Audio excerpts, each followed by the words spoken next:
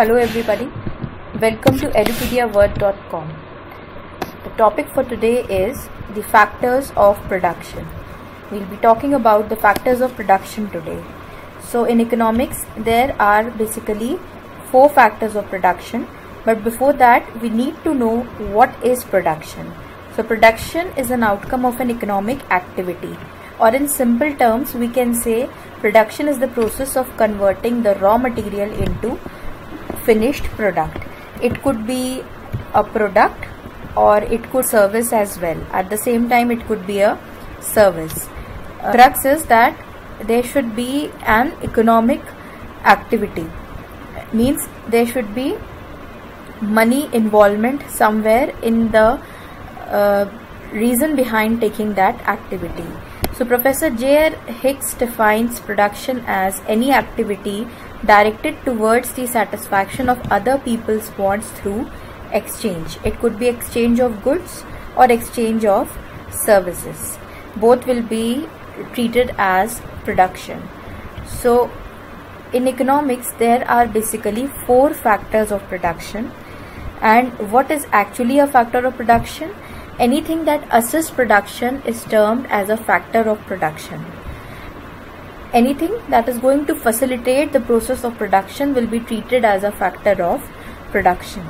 But mere existence is not necessarily a factor of production. Like if we are just in ownership of a particular factor, we cannot regard it as a factor of production unless and until it is actively used in the process of production.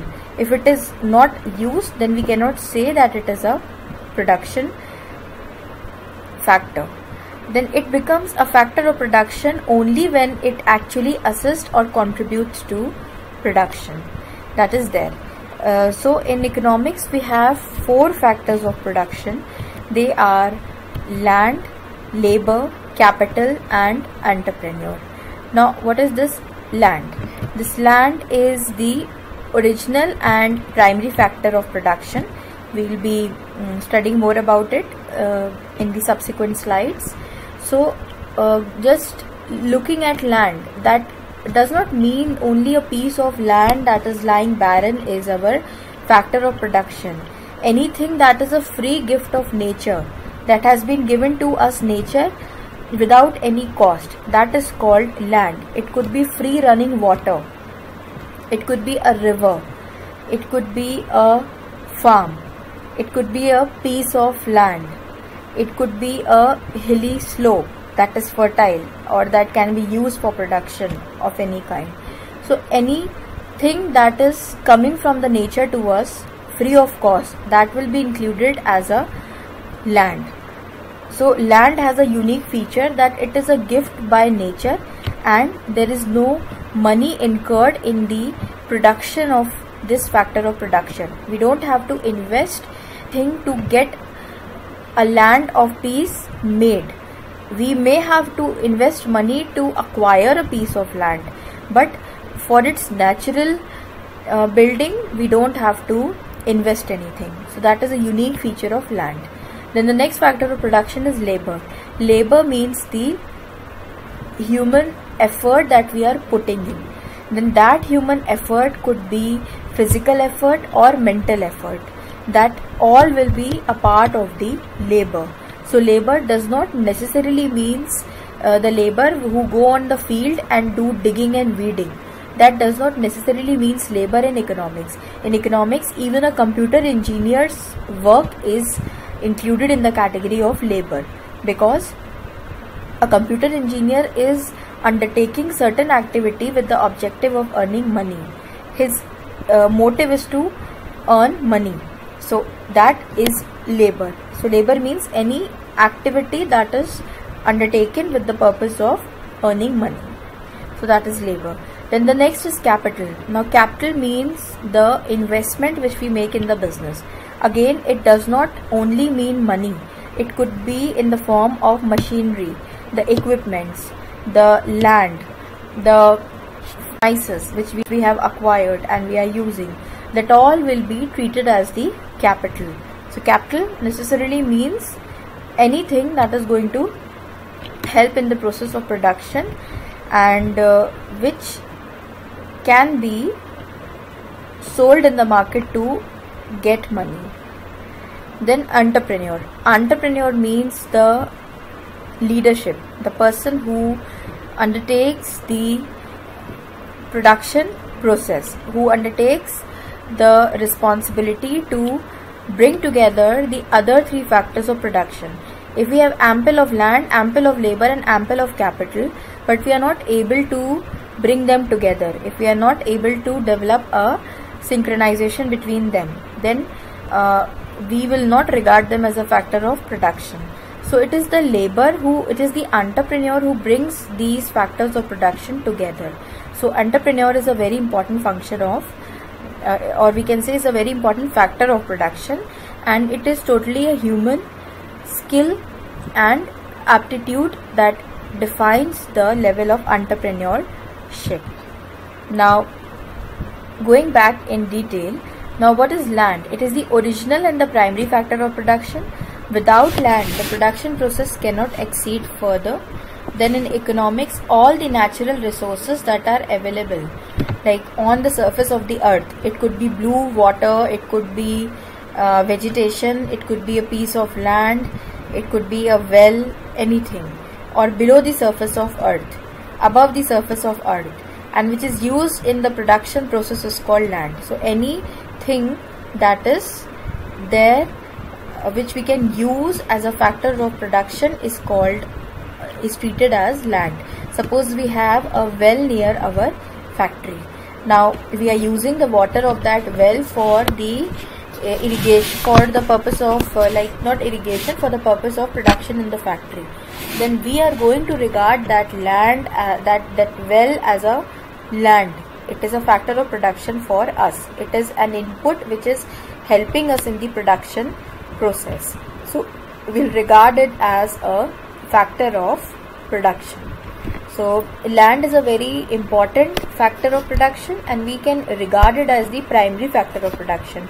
If we don't have the land, we need land either for cropping, we need land either for setting up of a factory, of an industry, or setting up an office premises, anything.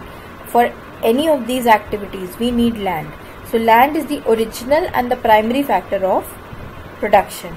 And the important feature of land is that land is a factor of production that remains fixed in the short run. Like in economics, the time period in which the business operates is divided into long run and short run. So long run is a period more than a year, and short run is something within a year.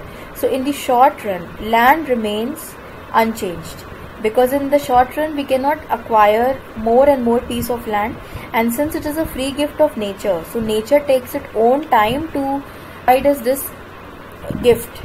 So we cannot be sure that within a period of 1 year we'll be able to generate more land. So that is why we assume that land remains fixed in the period of 1 year or in the short run. So this is about land. What are the features of land? Land is a free gift of nature. Land has no cost of production. The supply of land is perfectly inelastic. Then land is subject to the law of diminishing returns. Now this one, the supply of land is perfectly inelastic. This is what is meant by that land remains fixed in the short run. We cannot increase or decrease the quantity of land that has been given to us by nature. We may become owner of more land. We may pay money and get more pieces of land, but we cannot increase the quantity naturally. The natural quantity of land that has been provided to us by nature will remain the same. That cannot be varied.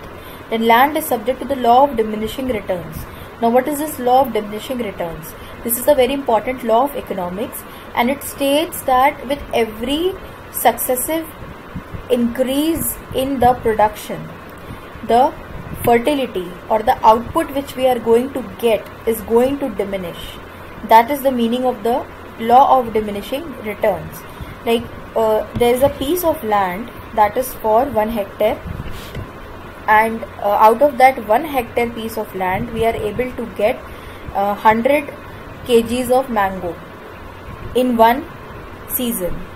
Now the next season we use the same piece of land, and now we may be just getting 90 kgs of mango from the same piece of land, and everything is remaining the same.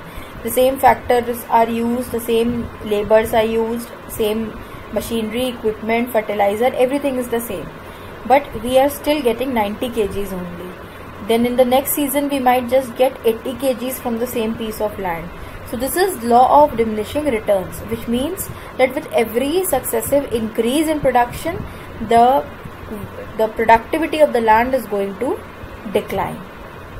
Then this is about the law of diminishing returns. And the last feature is land is immobile. Land is immobile means we cannot move land from one place to another.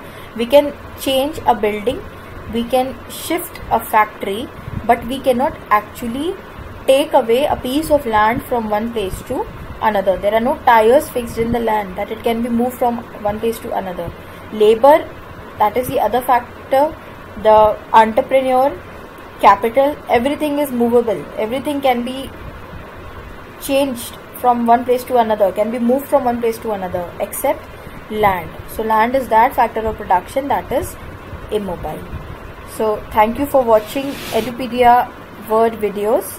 For more videos on the various subjects, you can log on to www.edupediaword.com. Virtual Word Free Education. More of the same topic in the next class.